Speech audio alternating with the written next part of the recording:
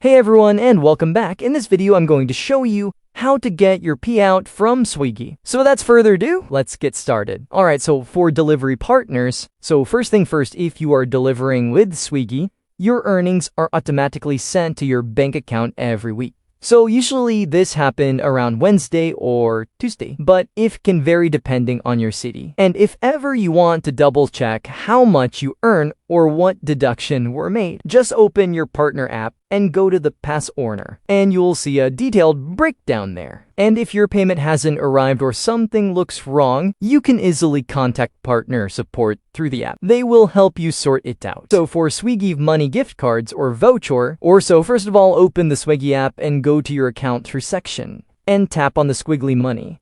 You will see an option to activate it. And if it's your first time, you might need to complete a quick KYC verification. After that, just enter the code and PIN from your gift card or voucher, and the balance will appear in your Swiggy money wallet. That's how you can get your Swiggy payout, whether it's from deliveries or through the Swiggy money.